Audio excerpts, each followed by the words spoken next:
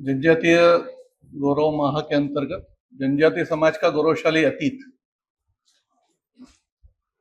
नीचे 3 पंक्तियां और लिखी, ऐतिहासिक, आध्यात्मिक, सामाजिक। और विशेष रूप से आज की इस कार्यशाला का आयोजन का जो दिन है वो भी रानी दुर्गावती की 500वीं जयंती है। उस अवसर पर आयोजित पंडित रविशंकर शुक्ल विश्वविद्यालय के द्वारा आयोजित इस कार्यशाला में मंच पर उपस्थित आज के कार्यक्रम के मुख्य अतिथि श्री नीलकंठ टेकाम जी, वो बोल रहे थे तो वो 2 मिनट 20 मिनट इसलिए हो रहे थे क्योंकि स्वयं वहां से आते हैं। उस प्रकार की चीजों को प्रत्यक्ष देखा है इतना नहीं है, तो उसकी अनुभूति है।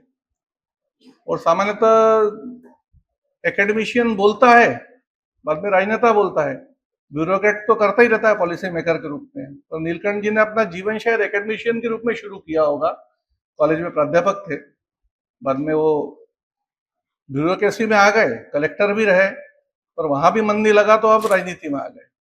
तो अंतिम वक्तव्य जब आखिरी चरण में पहुंचा तो भाजपा पे आ ही गए थे, तो अटल जी नरेंद्र मोदी तक पहुंच गई थी बात।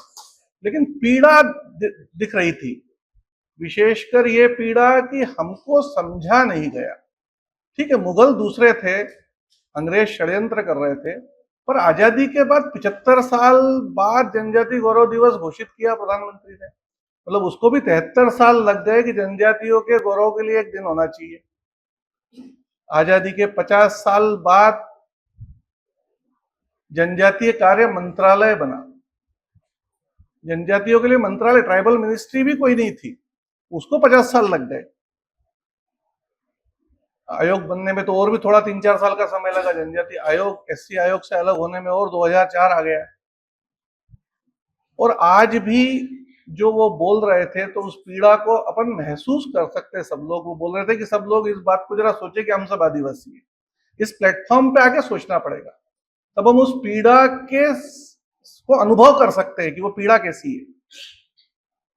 कि भारत के जनजातीय समाज को ऐसा लगता है कि उसको समझा नहीं गया, उसको आज तक कोई समझ नहीं रहा है। और इसको अगर कोई समझ सकता है और बता सकता है तो वो देश का एकेडमिक जगत है। ब्यूरोक्रेट को तो इतनी फुर्सत नहीं है अध्ययन करने की। जुडिशरी जो कुछ अध्ययन आप करेंगे उसके आधार पर निर्णय दे देगी। अध्ययन कौन करेगा? तो देश के विश्वविद्यालय ही इस बात का अध्ययन कर सकते हैं। उनको ये काम दिया गया है, उन्होंने ये काम लिया हुआ है अपने ऊपर, और इसलिए हमारी ही जवाबदारी है कि हम उसका अध्ययन करके वास्तव में जनजातीय समाज कैसा है ये दुनिया के सामने रखें। आज जो नैरेटिव बना हुआ है जनजातीय तो क्या है, आदिवासी है, ये जो नैरेटिव है ये बनाया गया है, ये बना नहीं है। इसके लिए वास्तव में आज की कार्यशाला और इसके बाद के केवल कार्यक्रम नहीं, लगातार कोशिश करने की जरूरत है। ये तो शुरुआत हो सकती है, अभी तो शुरुआत भी नहीं हुई है। ये शायद शुरुआत करने के लिए जो कुछ प्रयत्न चाहिए वो प्रयत्न भी चल रहे हैं। और इसलिए आज के इस अवसर पर मंच पर अध्यक्षता कर रहे हैं हमारे इस विश्वविद्यालय के कुलपति जी आदरणीय सत्यनारायण जी, वनवासी विकास समिति छत्तीसगढ़ प्रांत के अध्यक्ष, वरिष्ठ सामाजिक कार्यकर्ता, उराव समाज में तो बहुत ज्यादा सक्रिय रहते हैं हमारे उमेश कच्छप जी, अपने इस विश्वविद्यालय की प्राध्यापक, और इस पूरे आयोजन की संयोजक मनसो नुरटी जी। और आज हमारे बीच में विशेष रूप से उपस्थित है, जशपुर से पधारे हैं पद्मश्री आदरणीय जगेश्वर यादव जी, जो अति पिछड़ी जनजाति बिरहोर जो जनजाति है उसके लिए उन्होंने सारा जीवन लगाया है। दिखते भी वैसे ही है, इसलिए हमको देख के आश्चर्य होता है कि पिछले 10 वर्षों में ऐसे लोगों को ढूंढ ढूंढ के पद्मश्री के पुरस्कार मिल रहे हैं। तो कम से कम ऐसे लोग जो वास्तव में जमीन पे काम कर रहे हैं वो देश के सामने आ रहे हैं, और नए नए प्रकार के अध्ययन शुरू हो रहे हैं, नाम शुरू हो रहे हैं। एनईपी के तहत ही शायद ये नाम भी आया है कि जो वास्तव में जमीन पे काम कर रहे हैं वो भी प्रोफेसर हो सकते हैं। तो विश्वविद्यालय ने प्रोफेसर इन प्रैक्टिस ऐसा उनको नामित किया है। ऐसे प्रोफेसर भी आज की तारीख में वो हो गए, ऐसे जगेश्वर जी। आप सभी अलग अलग महाविद्यालयों से इस कार्यशाला में पधारे हुए प्राध्यापक गण, अन्य रिसर्च करने वाले रिसर्चर्स, शायद कोई विद्यार्थी, छात्र छात्राएं, कुछ सामाजिक कार्यकर्ता भी दिख रहे हैं, ऐसे सब सामाजिक कार्यकर्ता। आज का यह अवसर, जिस प्रकार का गीत हमने देखा, अभी बताया उन्होंने कि कोमराम भीम के ऊपर फिल्माई गया ये गीत था। और कोमराम भीम कौन थे, तो वो स्वयं अपना परिचय देते हैं, तो बोलते हैं कि गोंड जाति तुझे पुकार रही। बोले संघर्ष की प्रेरणा कहां से ले रहे हैं, तो गोंड जाति से संघर्ष की प्रेरणा ले रहे हैं, ऐसा वो बताते हैं। पर क्या गोंडों को इस रूप में हम जानते हैं, जनजातियों को इस रूप में हम जानते हैं? शायद नीलकंठ जी जब बोल रहे थे तब वो बात आ रही थी कि किस प्रकार का संघर्ष आजादी के आंदोलन में नहीं केवल, तो जब जब देश को जरूरत पड़ी, अंग्रेजों से 190 साल की गुलामी हमारी रही होगी, उसमें तो था ही, लेकिन इसके पहले भी, विशेषकर मुगल काल इसलिए याद किया क्योंकि वो मुहाना है जहां से परिवर्तन का दौर शुरू हुआ। उसके पहले तो जो आए वो समान है, वो कौन आए और वो क्या थे वो इतिहास की वस्तु हो गए। लेकिन मुगलों से जो संघर्ष हुआ वो इसलिए याद आता है, और बाद में अंग्रेजों का संघर्ष, क्योंकि उसके वो समाप्त तो होता हुआ दिखता नहीं है। अंग्रेजों से संघर्ष की बात जब शुरू होती है तो सामान्यतः लोगों से बात करो तो लोग कहेंगे पहला क्रांतिकारी कौन है, तो फिल्म बन गई मंगल पांडे। लेकिन मंगल पांडे के पहले क्या संघर्ष शुरू नहीं हुए? तो मंगल पांडे 1857 में आए, 1857 में उनने नेतृत्व किया होगा, छावनी में विद्रोह किया होगा। लेकिन ठीक अंग्रेजों का शासन शुरू होते ही ये प्रतिरोध शुरू हो गया। वो किस प्रकार के प्रतिरोध थे, तो बंसो जी ने बताया कि 1757 में जब प्लासी की लड़ाई उन्होंने जीती, तो प्लासी की लड़ाई जीतते समय तो उनके मन में ऐसा कुछ था नहीं कि युद्ध करना है, जीतना है। अचानक उनके सामने सिराजुद्दौला आ गया, उनको लड़ना पड़ा, क्योंकि सिराजुद्दौला ने उनको भगा दिया था कलकत्ता से। लड़ना पड़ा तो जीत गए। जीते भी कैसे वो हम सब जानते हैं, मीर जाफर को खरीद लिया, उसके सेनापति को। पर ऐसा कोई विचार उनका उस समय तक नहीं था, और इसलिए वो तो ईस्ट इंडिया कंपनी थी, व्यापारिक कंपनी थी, उस समय स्ट्रक्चर उसका वैसा था, व्यापारिक कंपनी का स्ट्रक्चर था। एक सरकार चलाने वाले राज्यकर्ता का स्ट्रक्चर तो था नहीं। गलती से शासन आ गया और इसलिए उन्होंने शासन स्वीकार नहीं किया। इलाहाबाद की संधि में उन्होंने संधि की कि मुगलों से उन्होंने, इलाहाबाद की संधि बक्सर की लड़ाई के बाद की, लेकिन प्लासी की लड़ाई के बाद उन्होंने बंगाल के कुछ जगहों का टैक्स वसूली के राइट ले लिए। बक्सर की लड़ाई में मुगलों को भी हरा दिया, अवध का नवाब भी था वो भी हार गया, सिराजुद्दौला के स्थान पे जो मीर कासिम आया था मीर जाफर के बाद वो भी हार गया, तीनों मिलके लड़े थे। तब उन्होंने इलाहाबाद की संधि के बाद पूरे बंगाल के क्षेत्र का राजस्व वसूली का अधिकार लिया, ऐसा हम पढ़ते हैं। अभी शासन नवाब के पास ही था, शासन अभी उनने करना प्रारंभ नहीं किया, पर टैक्स जो लेता है वही उसके हाथ में, पैसा तो इसके पास ही तो जमा होता था। नवाब करता क्या, तो कठपुतली था। तो इसलिए बंगाल में वो द्वैत शासन का वर्णन हम पढ़ते कि बड़ा खतरनाक है, लोग मर रहे थे, कोई देखने वाला नहीं था, क्योंकि जिसके पास पैसा था उसकी कोई जवाबदारी नहीं थी, जिसकी जवाबदारी दी गई थी उसके पास कुछ भी था ही नहीं, अधिकारी नहीं थे। तो 1772 तक तो ये चलता रहा। 1772 में वॉरेन हेस्टिंग आए, पहले गवर्नर जनरल बंगाल के, तो कुछ स्ट्रक्चर बनना शुरू हुआ, रेगुलेटिंग एक्ट आ गया। लेकिन अब हम देखते हैं 1772 का कुछ समय बीता था, और 1780-82 के आते आते उस इलाके में, क्योंकि अभी केवल बंगाल प्रेसिडेंसी में ही अंग्रेजों का शासन था, अभी तो पूरे भारत में फैला नहीं था, बंगाल प्रेसिडेंसी में प्रतिरोध शुरू हो गया। और 1780-82 मतलब वॉरेन हेस्टिंग के आने के 10-12 साल ही हुए थे, तिलका मांझी खड़े हो गए। और तिलका मांझी ने कोई छोटा मोटा काम नहीं किया, तिलका मांझी ने अपने टोली को इकट्ठा किया और अंग्रेजों के खिलाफ लड़ना शुरू किया, और वहां के सबसे बड़ा अंग्रेज अधिकारी जो था उसका हत्या कर दी। हम अंदाज लगा सकते हैं कि अंग्रेज ईस्ट इंडिया कंपनी को गुस्सा कितना होगा, जिनके सामने मुगल साम्राज्य नहीं टिक पाया, जिनके सामने बंगाल का नवाब तो ऐसे पत्तों की तरह उड़ गया, जिनके सामने अवध का नवाब नहीं टिक पाया। उसको चुनौती देने के लिए उनके पड़ोस में एक ऐसा आदमी खड़ा था जिसके तन पे पूरी धोती भी नहीं थी, आधी धोती पहना था। क्या गुस्सा आया होगा। तो इसलिए तिलका मांझी को पकड़ा गया। तो फिल्म देख रहे थे, उनको अतिशयोक्ति लग रही थी कि क्या ऐसा भी किया होगा, लेकिन तिलका मांझी का वर्णन सुनेंगे तो वो ऐसा ही था। तिलका मांझी को पकड़ा गया और पकड़ के 40-50 किलोमीटर 4 घोड़ों में पीछे बांध के घसीटते हुए भागलपुर तक लेके आए। क्या हाल हुआ होगा। और वो जो तिलका मांझी का जो शरीर बचा था, उसको सारे भागलपुर को इकट्ठा किया गया, जैसे इसमें दिखाया जा रहा था, सबको इकट्ठा करके बीच भागलपुर में बड़ के पेड़ पे लटका के फांसी दे दी। शायद यही हाल वीर नारायण सिंह का किया था।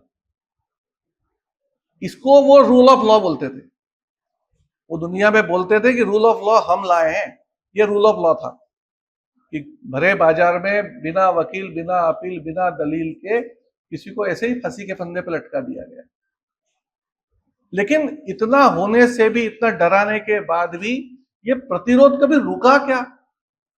तो ये रुका नहीं। हम उस झारखंड के, आज जो झारखंड कहलाता है, इसका इतिहास पढ़ेंगे जो बंगाल प्रेसिडेंसी में आता है, या वो राजमहल की पहाड़ियां जहां पर जो बंगाल के क्षेत्र में आती है, वो भी तो 4 हिस्सों में बढ़ गया। वो उस प्रांत में भी संथाल इलाका भी, या उड़ीसा का संथाल इलाका, उस क्षेत्र के इतिहास को देखेंगे तो ये जो संघर्ष है, जो प्रतिरोध है, थमता हुआ नहीं दिखेगा। कुछ दिनों बाद वीर बुद्धू भगत दिखने लग गए उस क्षेत्र में। अनेकों लोग दिखे। वीर बुद्धू भगत जब लड़े तो उन्होंने एक नई पद्धति निकाली, गुरिल्ला पद्धति से शुरू किया उन्होंने लड़ना। लोगों को इकट्ठा किया, हथियारों का प्रशिक्षण दिया, अंग्रेजों से लड़े। लड़ते लड़ते जब, अब ये तो जरूर था कि अंग्रेजों के सामने कितना टिकते, इतना बड़ा साम्राज्य था, इतनी बड़ी सेना थी, और इसलिए जब उनके गांव को घेरा गया, तो बुद्धू भगत के गांव को जब घेरा गया और गोलियां चली, तो मरने वालों में अकेले बुद्धू भगत नहीं थे, पूरे गांव के लोग लड़े, आसपास के गांव के लोग लड़े। तो लड़े कैसे? तो वीर बुद्धू भगत तो शहीद हुए ही, लेकिन उनके बेटे दोनों हलदर और गिरधर, वो भी दोनों लड़ते लड़ते मारे गए। उनकी 2 बेटियां थी, रुनिया और झुनिया, वो भी लड़ते हुए मारी गई। गांव के सैकड़ों लोग शहीद हुए। क्या ऐसी प्रतिरोध हम देश में दूसरे हिस्सों में देख पाते हैं क्या? तो ये जनजातीय समाज की विशेषता है कि वो आज भी, जनजातीय कम्युनिटी जिसको हम बोलते हैं, वो सामूहिकता में ही विश्वास करती है। वो सामूहिक ही लड़े। हम किसी भी जनजातीय नायक का फोटो देखेंगे तो उसके आसपास लोग खड़े हुए देखेंगे हमको। बिरसा मुंडा भी देखेंगे, हाथ में कुछ हथियार है छोटा, लेकिन आसपास महिलाएं भी खड़ी है, पुरुष भी खड़े, सब खड़े, सब एक साथ लड़े। महिलाएं लड़ी, मतलब केवल वीर बुद्धू भगत के साथ में रुनिया और झुनिया, उनकी लड़कियां शहीद हुई, ऐसा नहीं है। उसके 10-15 साल बाद संथाल क्रांति शुरू हो गई उस क्षेत्र में। सिद्धो कान्हो भगनाडी गांव में लोगों को इकट्ठा किया उन्होंने, लोगों को आह्वान किया अंग्रेजों के खिलाफ। तो 10,000 से ज्यादा लोग इकट्ठे थे उस गांव के अंदर, संथाल। सिद्धो कान्हो ने आह्वान किया, पहले निवेदन दिया, कलकत्ता तक मार्च करने की बात आई, लेकिन अंग्रेज नहीं माने।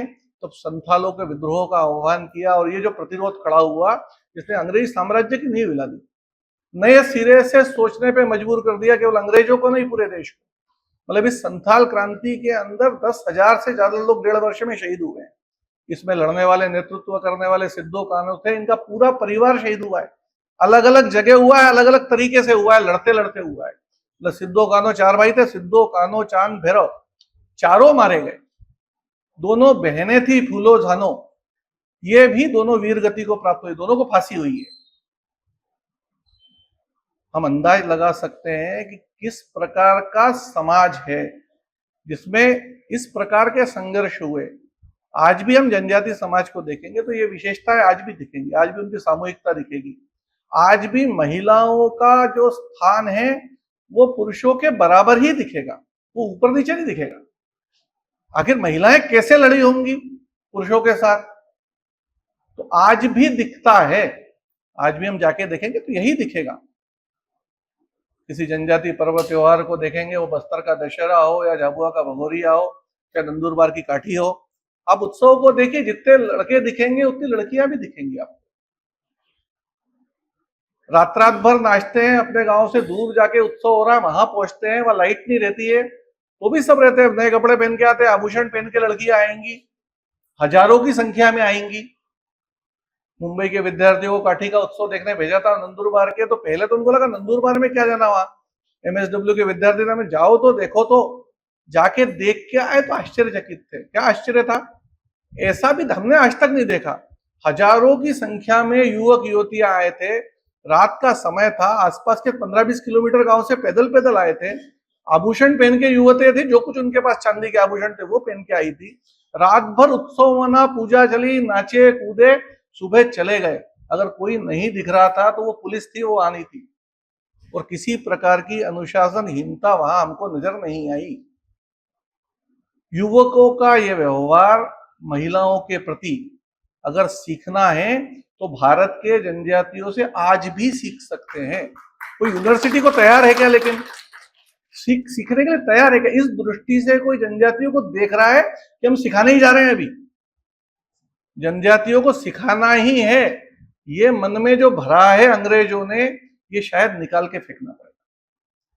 क्योंकि उन्होंने कहा कि वो चीज आज पवित्र रूप में अगर देखना है तो वहीं दिख रही है। नीलकंठ जी एक लाइन में बोल दी है, लेकिन वो पवित्रता क्या है? तो हमारा मूल भी वैसा ही था। हम भी तो कहीं ना कहीं जंगल में से ही निकल के आए होंगे, आदिम मानव ही था, सब जगह आदिवासी थे भारत में। धीरे धीरे नगर बसे होंगे, धीरे धीरे गांव बसे होंगे, और जिसको हम भारतीय संस्कृति कह रहे हैं उसकी पवित्रता वहां इसलिए बची है क्योंकि हम बदल गए। हम आज कैसे हैं? तो जैसा यूरोप है। हमारा सोचने का तरीका, हमारा समझने का तरीका, जिसको हम विकास कह रहे हैं, उस विकास का हमारे दिमाग में मॉडल। उन्होंने कहा कि नगरीकरण करना पड़ेगा, इसलिए उन्होंने कहा सब सिटीजन होना चाहिए। तो हम सबको नागरिक बनाने में लगे हुए हैं, सभी नगर में आओ तो ही विकास है। जंगल में रहकर तो विकास हो ही नहीं सकता। बाद में कहते कि बचाना है तो जंगल दोगुना करना पड़ेगा। अब शुरू में मॉडल ऐसा बना दिया जिससे जंगल आधा ही होता है, समाज ऐसा बना लिया जिसमें जंगल कटता है। अब कह रहे जंगल को दोगुना करो, तो किससे सीखोगे? उससे सीखना पड़ेगा जिसने अपनी समाज की व्यवस्था अभी वैसी रखी है, जंगल को दोगुना करने लायक है, जिसको वो पवित्र बोल रहे थे। किस पवित्रता को देखना है तो उसके घर के दरवाजे को देखो, जो सागवान के जंगलों के बीच में झोपड़ी बना के रह रहा है, पर उसके घर का दरवाजा आम की लकड़ी का ही दिखेगा या बेर की जलाऊ लकड़ी का ही दिखेगा। वो इमारती लकड़ी को काट के दरवाजा नहीं बना रहा, सोफा सेट नहीं बना रहा, अभी भी खाट पे बैठ रहा है। जंगल के बीच में घर है उसका। जंगल बचेगा कैसे, ये सबकी चिंता है। बिना जंगल के दिल्ली का टेम्परेचर 52.6 हो गया है, 55 हो गया तो लोग मर जाएंगे, सब बोल रहे हैं। तो 47 से 52 होने में 4-5 साल लगे हैं, तो 55 होने में कितने साल लगेंगे? इस चैलेंज को तो हम स्वीकार कर सकते हैं कि 55 भी जल्दी कर देंगे इस प्रकार से रह के, क्योंकि ऐसी तो हम बढ़ाते जा रहे हैं। लेकिन वास्तव में अगर बचाना है तो ऐसा जीवन जीना सीखना किससे पड़ेगा? मैं अकेला चाहूंगा तो बचा नहीं सकता, मेरे को तो इस समाज के बीच में रहना है। अगर मैं कैसे बचाऊंगा? मेरे से लोग व्यवहार नहीं करेंगे अगर मेरे घर में सोफा सेट नहीं होगा तो। मैं घर आता हूं तो दिखाता हूं, तो घर कैसा बना आजकल ये थोड़ी दिखाता हूं, इंटीरियर कैसा है, फर्नीचर कैसा है, वो फ्लोरिंग वुडन है कि नहीं, क्या कर रहे हैं। सारे तरीके हम जंगल को काटने के अपनाते हैं और फिर बोलते हैं कि जंगल को दोगुना किए बिना कोई बच नहीं सकता। ये बोल रहे हैं, किससे सीखे? हम तो ऐसे नहीं थे। हम वैसे थे जैसा भारत का जनजातीय समाज आज भी है। हम वैसे बन रहे हैं जैसा अमेरिका है, और दुनिया के सारे विश्वविद्यालय बोल रहे हैं कि अगर सब अमेरिका जैसे हो गए तो पृथ्वी 1 घंटे में खत्म हो जाएगी। अगर इतने संसाधनों का उपयोग जो अमेरिकन समाज कर रहा है, ऐसा पूरी दुनिया को हमने अगर बना दिया तो पृथ्वी के पास संसाधन ही नहीं, 1 घंटे में पूरी पृथ्वी खत्म हो सकती है। तो आप अमेरिका सरीका बन सकते हैं क्या? दुनिया को नहीं बना सकते। आपको दुनिया को भारत जैसा बनाना पड़ेगा, और भारत जैसा बनाना है मतलब जनजातियों से सीखना पड़ेगा, क्योंकि हम भूल चुके हैं उन बातों को। लेकिन आज जब ये बात आप करेंगे तो हम तो जनजातियों को सिखाने जा रहे हैं। सारे विश्वविद्यालयों में होड़ लगी है कि जनजातीय समाज को कैसे फटाफट कुछ सिखा के और कुछ बना दिया जाए। उससे सीखने का, उसको समझने का, उसको सुनने का किसी के पास समय है क्या? किसी की ऐसी मानसिकता है क्या? तो ध्यान में आएगा नहीं है। पहले थी, सारे गुरुकुल कहां थे? जंगलों में थे। कौन चलाता था? कौन समाज था जो उसके अनुसार आचरण करता था? क्योंकि प्रैक्टिकल तो आसपास होता होगा ना। एक्सपोजर विद्यार्थी को कहां मिलता था? तो आसपास के समाज में मिलता था। वो कौन था? वो देता था, वो सिखाता था। केवल गुरुकुल थोड़ी सिखाता था। आज सीखना बंद किया है। वास्तव में उनसे सीखना पड़ेगा।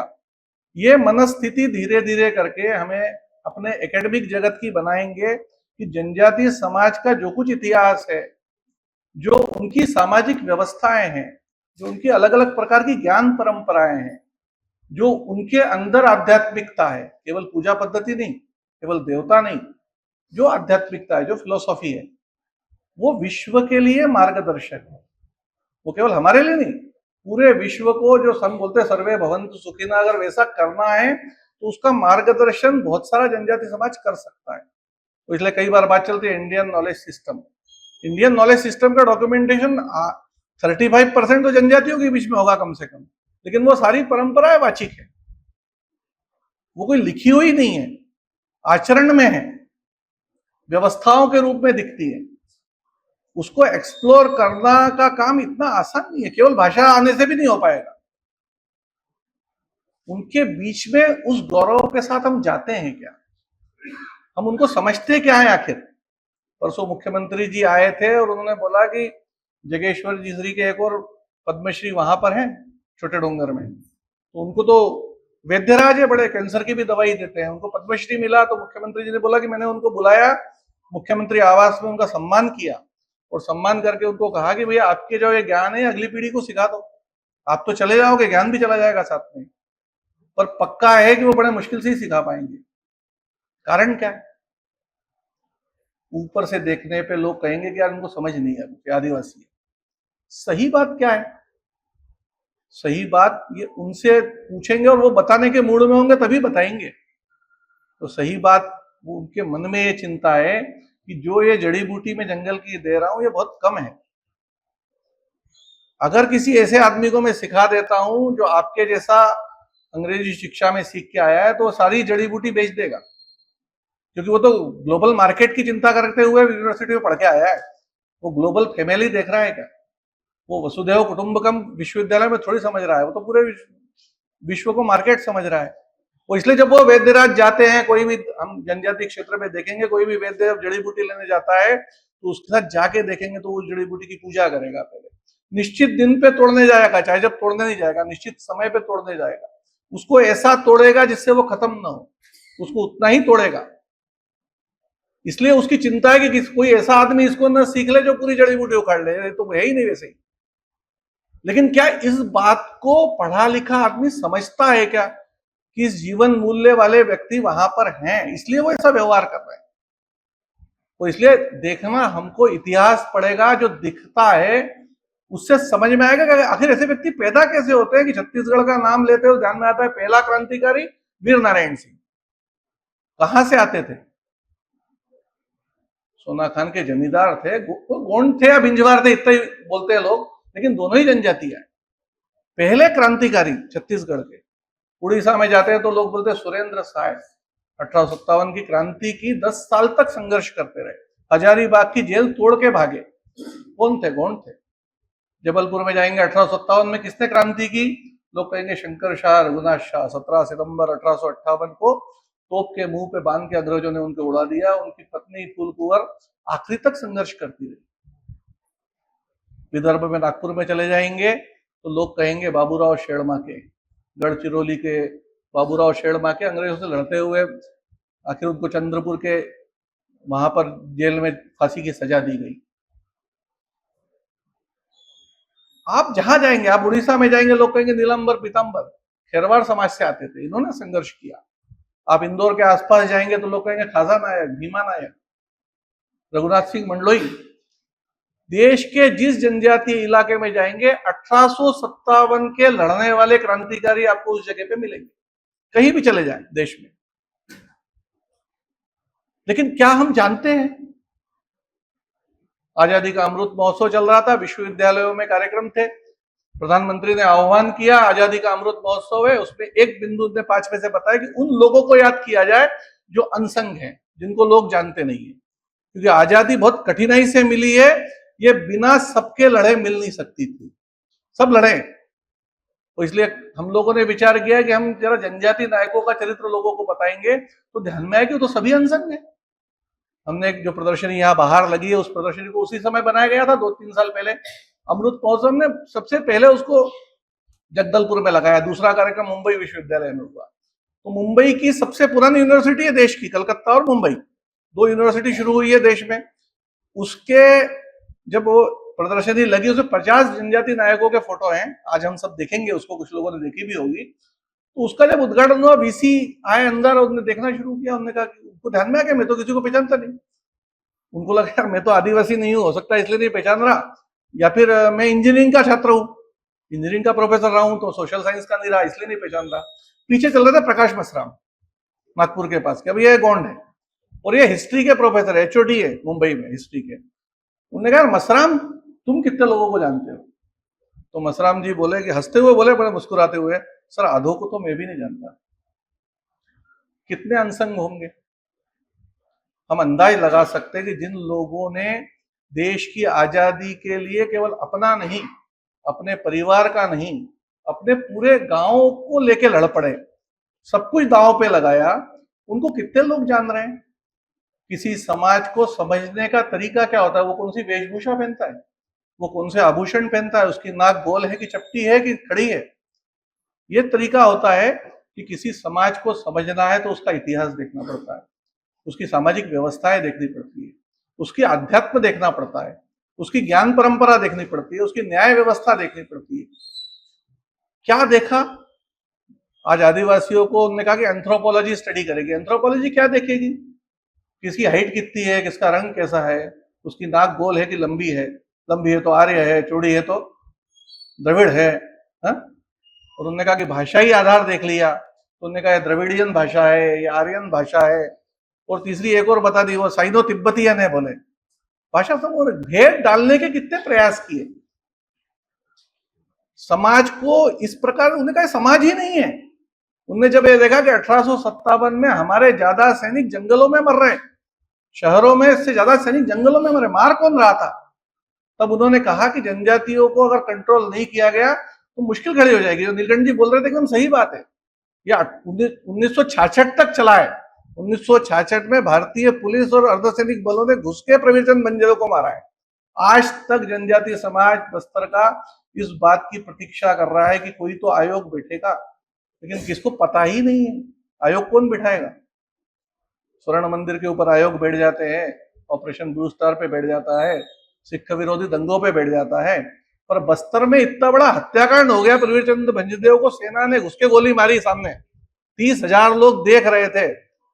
वो जगदलपुर के लोग बताते कि सारा जगदलपुर की सड़कें लाल हो गई, इतने लोग मारे गए, क्योंकि प्रवीरचंद भंजदेव वहां के जो जनजातीय समाज ही नहीं, सारे समाज के लिए बहुत पूजनीय व्यक्ति थे। कितना बलिदान हुआ, लेकिन पता है क्या किसी को?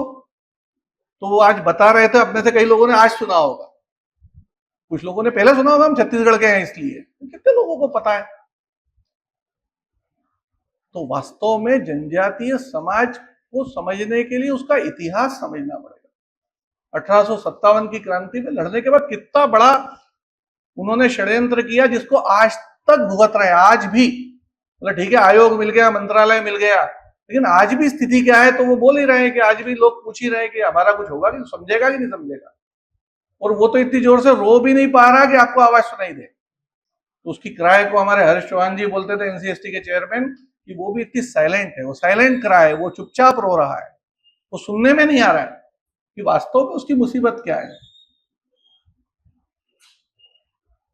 1857 के बाद 1860-62 में उन्होंने इंडियन फॉरेस्ट एक्ट बना दिया। अंग्रेजों ने जब देखा कि जनजातियों का कुछ इलाज करना ही पड़ेगा, तो अभी तक तो झगड़े हो रहे थे जंगल के लिए, पूरा जंगल ही छीन लिया एक एक्ट बना के। जिन समाजों की सारी आजीविका ही जंगल के ऊपर थी, खेती थी नहीं, जंगल से जो कुछ मिलता था उस पे आजीविका थी, जंगल से खनिज मिलता था उसकी धातु बनाते थे, सारा जंगल अब सरकार का हो गया। अब जंगल से खनिज वनिज तो दूर है, पत्ता तोड़ना भी अपराध था, घास काटना ही अपराध था। क्या हुआ होगा मंदा ही लगा। आजीविका पे कितना बड़ा संकट आ गया, कुछ भी नहीं बचा। आजादी के आंदोलन का एक नारा था कि देश की आजादी के बाद पहली किरण के साथ जमींदारी प्रथा खत्म करके किसानों को उनकी जमीन दी जाएगी। और शायद आजादी के आंदोलन इस बात को नहीं समझ पाया कि जमींदारों को जमीन अंग्रेजों ने दी थी, वो छीन के किसानों को जैसे देनी थी, ऐसे अंग्रेजों ने जो जंगल जनजातियों से छीना, वो आजादी के साथ वापस नहीं मिलना था, लेकिन 1950 में संविधान लिखने के साथ भी ये जंगल नहीं मिला। 2006 में फॉरेस्ट राइट एक्ट आया, मतलब 56 साल लगे इस बात को समझने में संसद को कि जंगल के अधिकार उनके हैं, उनको देना है। ये बात सही है कि उसके प्रस्तावना में ये बात लिखी गई फॉरेस्ट राइट एक्ट में कि ये हमारी ऐतिहासिक भूल है कि हमने इस बात को 1950 में समझना चाहिए था। इस बात को समझते समझते 2006 हो गया, और इसलिए जंगल का अधिकार, मतलब उसमें जंगल की रक्षा का अधिकार, जंगल को बढ़ाने का अधिकार, right to manage, right to protect सब दिए गए। प्रबंधन का अधिकार भी वहां के ग्राम सभा को दिया गया है, पर जमीन पे जाके देखते हैं तो ये कोई अधिकार आज तक नहीं मिला है। 2006 का कानून है, आज 2006 के बाद लगभग 20 साल हो गए हैं, किसी ग्राम सभा को जंगल के वो सारे अधिकार दिए ही नहीं। पढ़े लिखे जनजातीय समाज के भी जो डीएफओ है उनसे बात करो तो उनको भी ऐसा लगता है कि नहीं अधिकार देंगे तो जंगल ना काट ले। मतलब वो भी अब पढ़ लिख के क्या वो समझ पा रहे हैं अपने समाज को? जिन लोगों ने जंगल को बचाया बढ़ाया वो काटेंगे। जंगल कब कटा? जब जनजातियों के हाथ से गया। उसके पहले कटा था क्या? हजारों साल से रह रहे हैं वो तो वहां। उनने जंगल को बचाया था, जंगल को समृद्ध किया था, लेकिन इस बात को कोई समझ पा रहा है क्या? कानून बन गया तो 1862 का फॉरेस्ट एक्ट से जो जंगल उनसे छीना गया उसके बहुत आंशिक अधिकार अभी मिले। दूसरा उन्होंने काम किया कि ये हमसे लड़ रहे हैं तो इमेज खराब करना। उन्होंने इमेज बनाना शुरू की सारे एकेडमिक जगत में, जिस प्रकार से ये इमेज बनाई कि ये कोई सोसाइटी ही नहीं है, ये तो अनसिविलाइज्ड लोग हैं, और हमारा बहुत बड़ा दायित्व है कि इनको सिविलाइज्ड करना है। मतलब जंगल में रहने वाले लोग उनके लिए अनसिविलाइज्ड थे, उनको सबको नगरी करना था, नागरिक बनाना था, सिटीजन बनाना था। शब्द हमने उनसे ही ले लिया है। नगर में रहने वाला नागरिक है ना, सबको नागरिक बनाना है, यूरोप से हमने शब्द लिया है। सिटीजन बनाया, सिटी में रहने वाला बनाना है। इसलिए कहा होता असभ्य है, सिविलाइज करना पड़ेगा सबको। और असभ्य है मतलब कहां तक ले गए? तो उन्होंने कहा असभ्य भी है और अपराधी भी है, और इसलिए एक नया एक्ट भारत में आ गया, उसको कहा गया क्रिमिनल ट्राइब एक्ट। मतलब ट्राइब से निपटने के लिए एक एक्ट लेके आए जो क्रिमिनल ट्राइब एक्ट था, कि ये ट्राइब क्रिमिनल की सूची में डाल दी गई है। मतलब इसमें रहने वाला प्रत्येक आदमी क्रिमिनल है, मतलब उससे व्यवहार जो किया जाएगा वो क्रिमिनल की तरह किया जाएगा। आप अंदाज लगा सकते हैं कि क्या हुआ होगा। कोमराम भीम से जो व्यवहार हो रहा था वो उसी तरीके का था, वो एक क्रिमिनल की तरीके का व्यवहार था, और उस ट्राइब में आज पैदा हुआ बच्चा भी क्रिमिनल कहलाएगा, क्योंकि वो पूरी ट्राइब ही क्रिमिनल हो गई। तो दिमाग में छवि बनी। आज भी जनजातीय क्षेत्रों में जब लोग शहर के जाएंगे, उनको बोलेंगे, हम एमएसडब्ल्यू के विद्यार्थियों को बोलो या किसी रिसर्चर को बोलो कि जाके वहां रहना है, तो उसके दिमाग में पहला प्रश्न क्या आएगा? मेरी सुरक्षा का क्या होगा, मैं कैसे रहूंगा, वो लोग समझेंगे क्या? तो वो लोग समझदार नहीं है, यही मन में है। जाके देखते हैं तो वो इतने बड़े प्रश्न खड़े करते कि हम अपने पेन पुरखों से कांग्रेस में थे, आप कहां से बीजेपी में चले गए? वो कोई कम समझदार है क्या? जाके देखेंगे तो कोई समझ की कमी तो छोड़ दो, आपको समझा देंगे, इतनी चीजें हैं। लेकिन ये बनाया किसने मन में? हमारे इतिहास में ऐसा था क्या? हमारे इतिहास में, हम उसके पहले का इतिहास देखें ना। राम शबरी के पास गए, क्या था? शबरी के पास गए, शबरी ने बताया, राम बेर खाया, आगे बढ़े। मतलब शबरी का आध्यात्मिक लेवल आप देखिए कि भगवान घर पे आए हैं, झोपड़ी में आए, पर शबरी ने कुछ नहीं मांगा भगवान। हम ऐसा कर सकते हैं क्या? हाथ जोड़ के पहले बोलते हैं कि ये फलानी मनोकामना है, पूरी करोगे तो 20 रुपए चढ़ाऊंगा प्रसाद के। मतलब उसको भी रिश्वत देते हैं ना। शबरी का आप लेवल देखो, शबरी ने कुछ मांगा क्या? मोक्ष मांग सकती थी, वो भी नहीं मांगा। आप कहीं वर्णन नहीं सुनेंगे कि शबरी ने मोक्ष मांगा, मोक्ष भी नहीं मांगा, वो भी अपने पुरुषार्थ पे है। तो इसलिए आज अब जनजाति समाज को देख लो, किसी भी ट्रेन में आप रायपुर से बिलासपुर तक जाओगे 10 भिखारी मिलेंगे, पर आप एक जनजाति समाज का ढूंढ के दिखाओ, उसमें नहीं मिलेगा। तो वो चरित्र आज तक दिख रहा है। मांगा तो दिया, कभी किसी के सामने हाथ नहीं फैलाया। पर देश का कोई कोना आप ऐसा नहीं देखोगे जहां पर जनजातीय समाज के लोगों को आप मजदूरी करते हुए नहीं देखोगे। दिल्ली, हरियाणा, पंजाब जहाँ जनजाति लोग नहीं रहते हैं, वहां पर भी हम जाके देखते तो हरियाणा के परिवारों में काम करने वाली लड़कियां झारखंड, उड़ीसा और छत्तीसगढ़ की दिखती है जनजातीय समाजों की। 20-22 साल की लड़कियों से लेके बूढ़े व्यक्तियों तक, नव युवतियां जो अभी शादी हुई है, वो सब मजदूरी करते हुए देश भर में मेहनत करते हुए दिखेंगे, पर किसी के सामने कभी हाथ फैलाता हुआ कोई नहीं दिखेगा।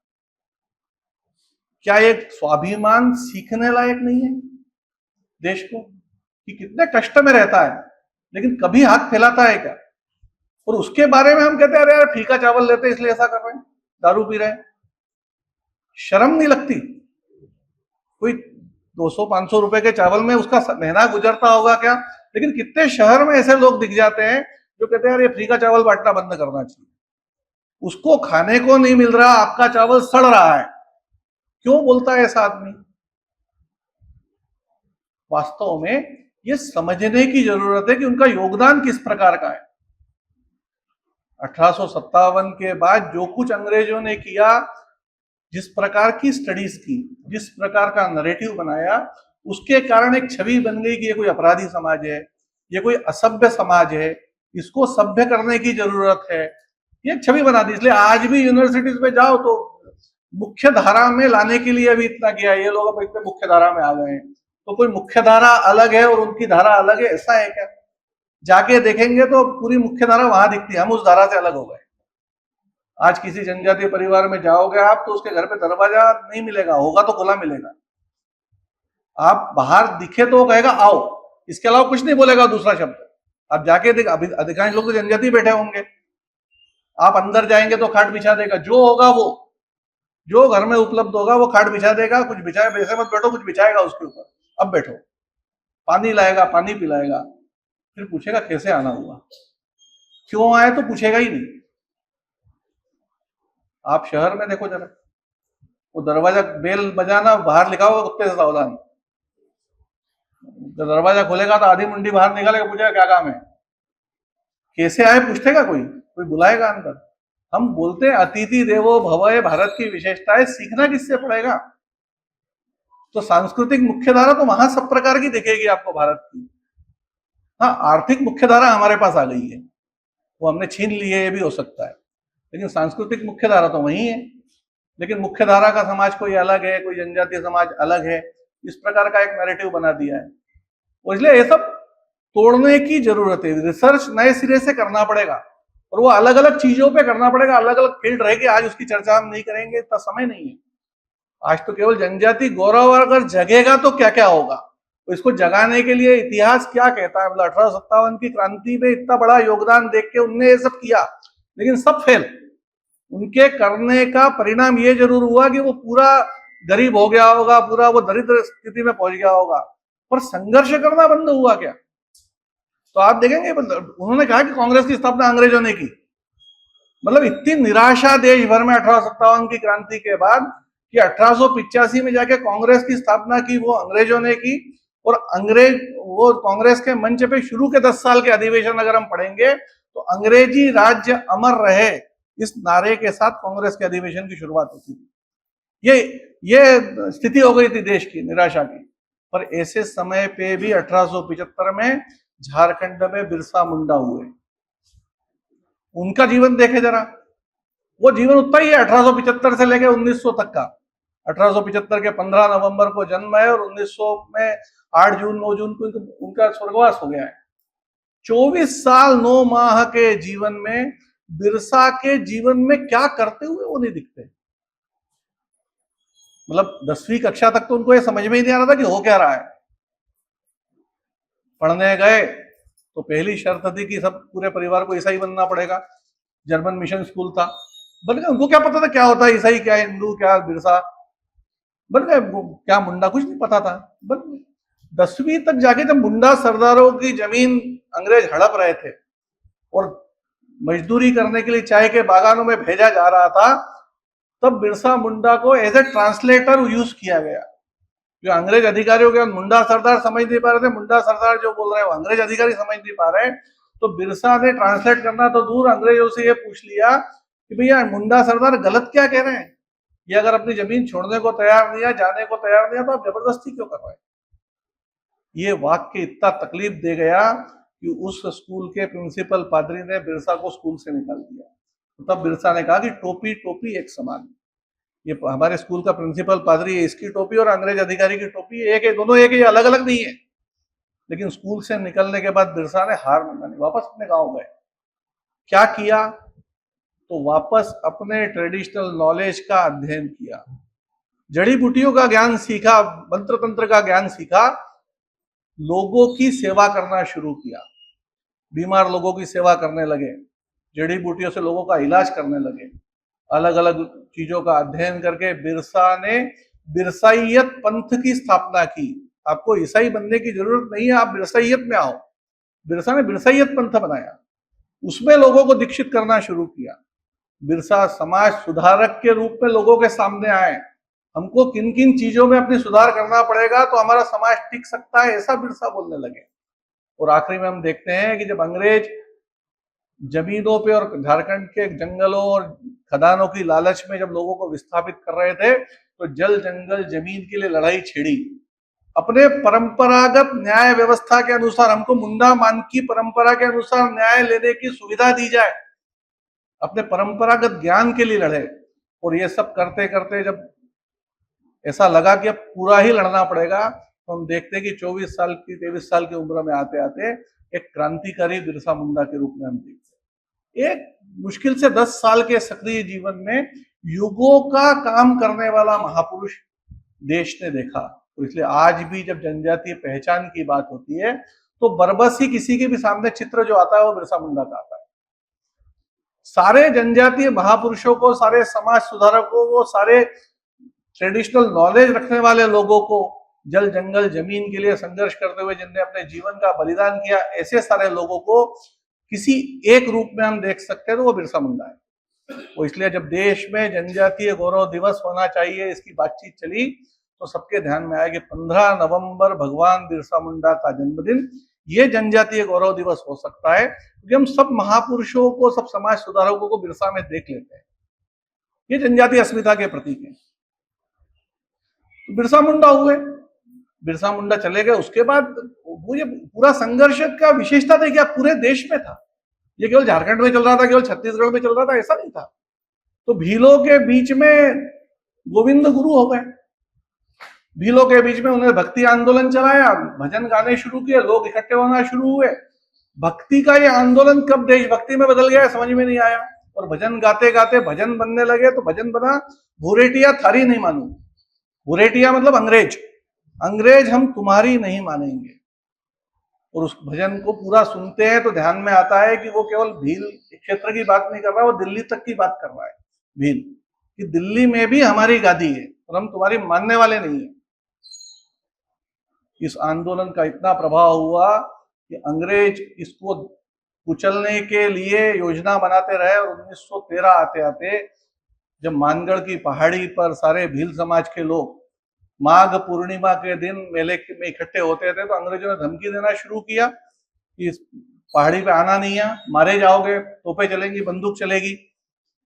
लेकिन भील थे जो मानने को तैयार नहीं। गांव गांव में धमकियां दी गई लेकिन लोग आए, और उस मानगढ़ की पहाड़ी पे भीलों की टोलियां भजन गाते हुए चल रही थी, अबाल वृद्ध नर नारी बच्चे सब चले जा रहे थे भुरेटिया थारे नहीं मानो बोलते हुए। और उस पड़ोस से ही, चूंकि पहाड़ी का रास्ता तो एक ही था, पड़ोस से ही अंग्रेजों की सेना चढ़ रही थी, कंधे पे बंदूक थी, खच्चरों पे तोपें थी, तोपें लग रही थी। लेकिन ये भील थे जिनका कोई उत्साह कम नहीं था। 50-60 हजार से ज्यादा लोग वहां इकट्ठे हुए, वार्निंग दी गई पहाड़ी खाली की जाए, गोविंद गुरु को गिरफ्तार करना है, आप पहाड़ी खाली करके अपने घर लौट जाएं, तोप लगी हुई है, बंदूकें लगी है, चलेंगी। कोई मानने को तैयार नहीं थे।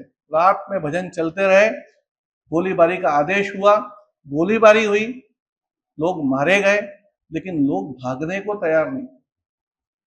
अंततः गोलीबारी रुकी तो उस अंग्रेज अधिकारी ने अपने ऑर्डर में लिखा कि जब मैंने ये देखा कि एक माँ का बच्चा उसका दूध पी रहा है और माँ को गोली लग गई और वो मर गई है, इस दृश्य को देख के मेरा मन द्रवित हो गया और मैंने गोलीबारी का आदेश बंद करने का आदेश दे दिया।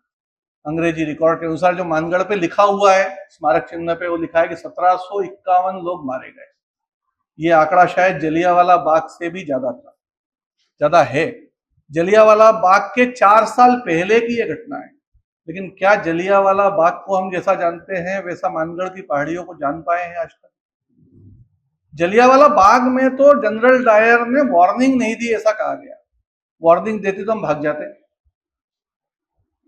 गेट पे तोप लगा दी थी ये कहा गया। बाग मैदान की दीवारें इतनी ऊंची थी कि उसको कूदने की कोशिश की लेकिन कूद नहीं पाए, लोग कुएं में कूद गए, इसके कारण मौत हो गई। जलियांवाला बाग अंग्रेजों की क्रूरता की कहानी कहता है, पर मानगढ़ की पहाड़ियां भीलों की वीरता की कहानी, भीलों के स्वाभिमान की कहानी कहती है, भीलों की देशभक्ति को दिखाती है। भील ऐसे थे नहीं, ऐसे हैं आज तक। और जब जब जरूरत पड़ी तब तब थे। रानी दुर्गावती का स्मरण हम कर रहे हैं। रानी दुर्गावती के बाद रानी दुर्गावती की प्रेरणा से लड़े राणा प्रताप। अकबर से कोई लड़ सकता है, ये पहला युद्ध रानी दुर्गावती ने किया। नहीं तो अकबर के सामने तो लोग बिल्कुल पलक पावड़े बिछाए थे। आमेर के महाराजा भारमल ने तो वो अजमेर आया तो अपनी बेटी की शादी उससे कर दी और संधि कर ली। ये हालत थी राजपूतों की उस समय। रानी दुर्गावती के पास जब संदेश आया तो रानी दुर्गावती ने कहा नहीं, सवाल ही नहीं उठता झुकने का, झुकेंगे नहीं। संदेश छोटा था ना कि भाई आपका एक सरमन हाथी दे दो, आपके आधार सिंह मंत्री है उनको हमारे दरबार में भेज दो और हमारी अधीनता स्वीकार कर दो, राज्य आप करो।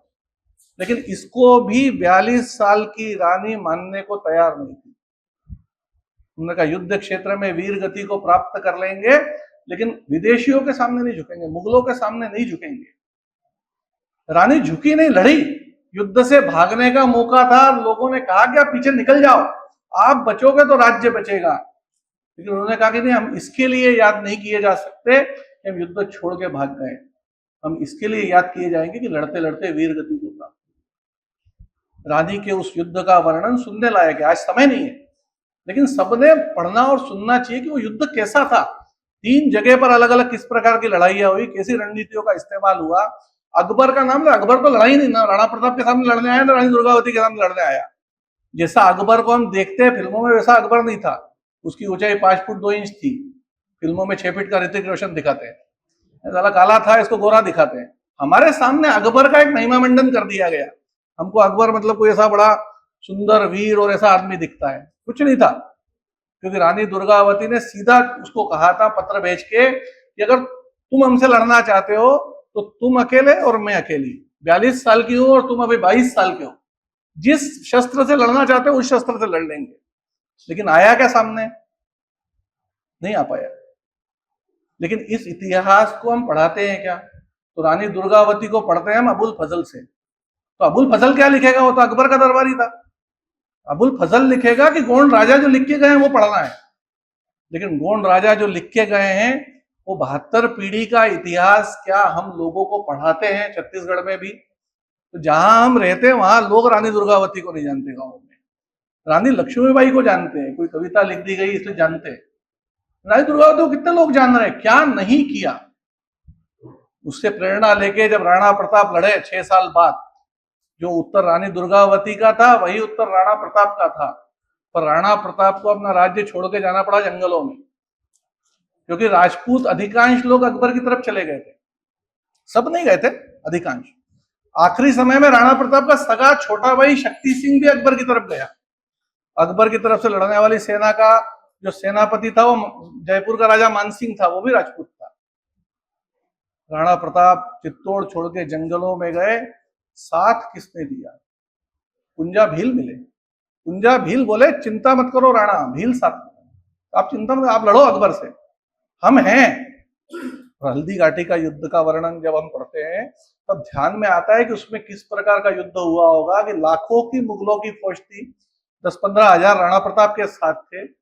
राणा प्रताप को बीच युद्ध में 3-4 घंटे के अंदर चेतक की टांग कट गई गलती से और राणा प्रताप को युद्ध का मैदान छोड़ना पड़ा। लेकिन वो लाखों की फौज उस युद्ध को जीत नहीं पाई। कारण क्या था? कारण था भील। आज तक वहां के लोग गाते हैं ना, गूंज उठी थी हल्दी घाटी घोड़ों की उन टापों से और भीलों की एक सेना लेकर राणा लड़ता मुगलों से। यह देश का स्वाभिमान बचा है, उसमें बहुत बड़ा योगदान वहां के समाज का है। उस समाज को लोग आज मानते हैं भील मतलब कोई आपराधिक जाति है। उस समाज के हीरोज को लोगों को पता नहीं है कौन है। बड़वानी में पढ़ाया ना सर आपने? बड़वानी का कॉलेज का नाम जिसमें सर ने पढ़ाया है, उसका नाम जब ये बात हुई कि भीमा नायक स्नातकोत्तर महाविद्यालय रखे, तो बड़वानी के लोग पूछ रहे थे भीमा नायक कौन है। 1857 के क्रांतिकारी तात्या टोपे के सहयोगी थे, जिनको पकड़े जाने के बाद काला पानी की सजा हुई और काला पानी में उनकी मृत्यु हुई। लेकिन लोग उनको उनके गांव में नहीं जानते कि भीमा नायक कौन है। वो 20 साल पहले बताना पड़ा कि भीमा नायक कौन है। देश का आधुनिक स्टेशन बना भोपाल में, पहला स्टेशन बना आधुनिक। नाम क्या रखना ढूंढ ढांड के निकाला। अभी थोड़ा ज्यादा सब चीजों की चर्चा है। ढूंढ के निकाला कि 250 साल पहले भोपाल की अंतिम गोंड रानी रानी कमलापति। तब लोग रानी कमलापति कौन है, उसका नाम रखा गया रानी कमलापति रेलवे स्टेशन। भोपाल में चर्चा चली, रानी कमलापति कौन नई रानी आ गई है, कहाँ की, भोपाल की थी क्या? इतिहास देखा, ध्यान में आया भोपाल नवाबों की नगरी नहीं थी, उसके पहले भोपाल गोंडों की नगरी थी। तो भोपाल की जिनने स्थापना की, नागपुर की जिनने स्थापना की, भक्त बुलंदशाह ने नागपुर की स्थापना की। देवगढ़ के राजा थे, गोंड राजा थे, नागपुर नगर बसाया, रायपुर नगर बसाया। उनको हम बोलते कि जंगल में रहते थे। पहचान कैसी बन गई हम ये देखें, क्योंकि हम इतिहास वास्तविकता में बता नहीं पाए। वही बताया जो अंग्रेजों ने लिखा, और अंग्रेजों ने एक पद्धति विकसित कर दी, तो अफ्रीका के एक राइटर ने तो पूरी पुस्तक लिख दी, क्योंकि उनने सब दूर किया दुनिया में, कोई अपने यहाँ किया ऐसा थोड़ी है। तो उन्होंने कहा कि शेरों का इतिहास जब शिकारी लिखते तब ऐसा ही लिखते हैं। शेरों का इतिहास शेरों को लिखना पड़ेगा। अब समय आ गया है, जनजातीय समाज के असिस्टेंट प्रोफेसर बड़ी मात्रा में विश्वविद्यालयों में आ चुके हैं। शायद वो इस बात को समझ के उस अनुभूति के साथ लिख सकते हैं, वो समझा सकते हैं कि वास्तव में जनजातीय समाज कैसा है।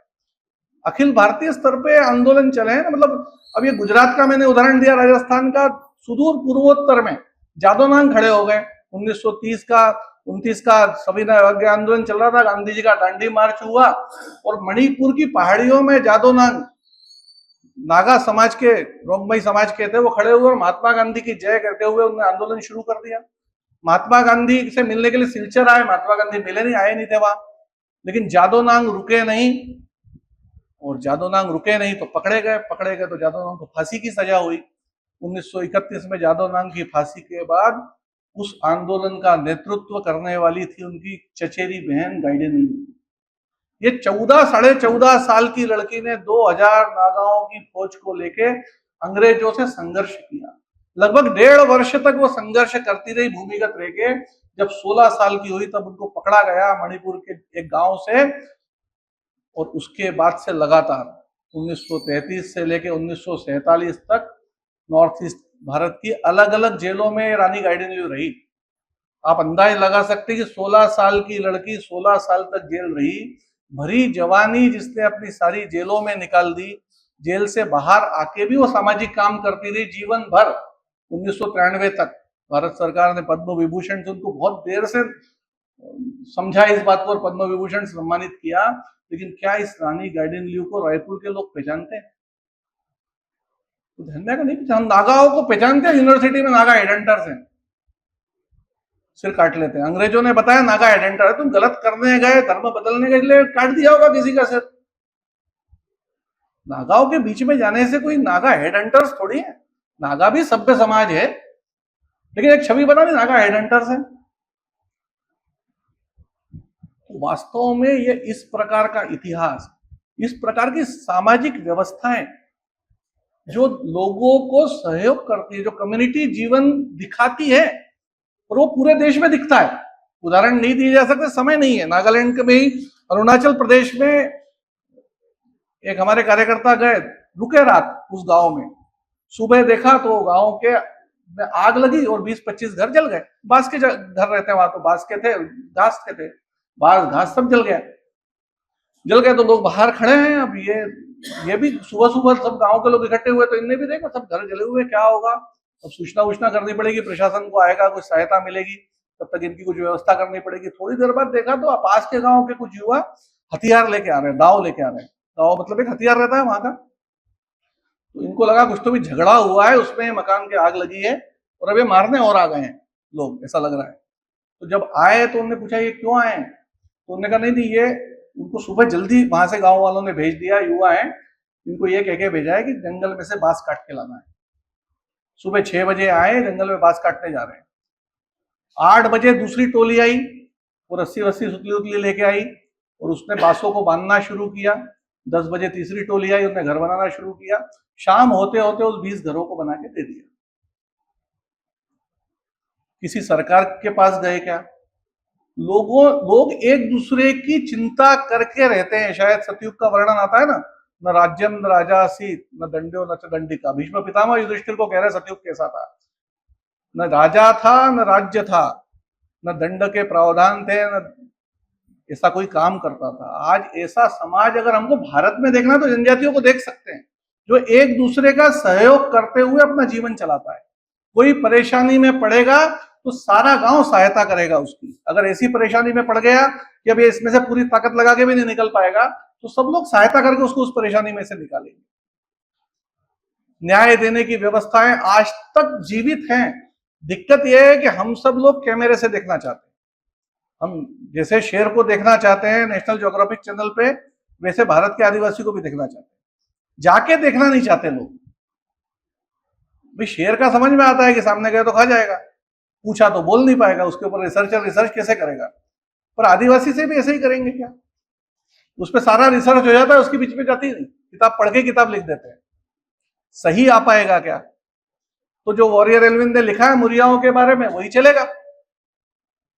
स्वयं जाके मुरियाओं के बीच में रह के उसको समझना, स्वयं जाके अलग अलग जनजातियों में रह के उन चीजों को समझना, उन व्यवस्थाओं को समझना, कैसे न्याय देते हैं इस बात को समझना। आज तक भारत के न्यायालय झगड़ा खत्म नहीं कर पा रहे। वहां पर केवल दंड का विधान नहीं है, न्याय मिलने के बाद पहले जैसा हो जाता है, झगड़ा खत्म हो जाता है। दो गांवों का झगड़ा है, दोनों एक दूसरे के खून के प्यासे हैं। जब पंचायत बैठी और न्याय दिया, जो कोई दंड था वो हो गया दोनों के ऊपर, लेकिन पहले जैसे दोनों गांव रहने लगे, अब कोई झगड़ा ही नहीं बचा। न्याय देने के साथ झगड़ा भी खत्म होता है, न्याय सुलभ मिलता है। न्याय बनाने की पद्धतियां गांव की है, कानून बनाने की, इसलिए कानून सरल बनता है, उसके लिए कोई वकील नहीं लगता, आदमी खुद अपना पक्ष रख सकता है। आज भी झारखंड के सिंगो भूमि इलाके में जाएंगे तो विल्किंसन रूल से न्याय मिलता है, वो यही है। विल्किंसन ने उसको थोड़ा लिख दिया है, वो है वहां की परंपरागत न्याय व्यवस्था जनजातियों की। जिस मुंडा मानकी प्रथा के बारे में बोल रहा था, जिसके लिए बिरसा मुंडा ने संघर्ष किया, वो मुंडा समाज की न्याय परंपरा है। लेकिन इन न्याय परंपराओं को कोई डॉक्यूमेंट कर रहा है क्या? भारत का संविधान कस्टमरी लॉ को मान्यता देता है, पर यह कस्टम कोई लिख रहा है क्या?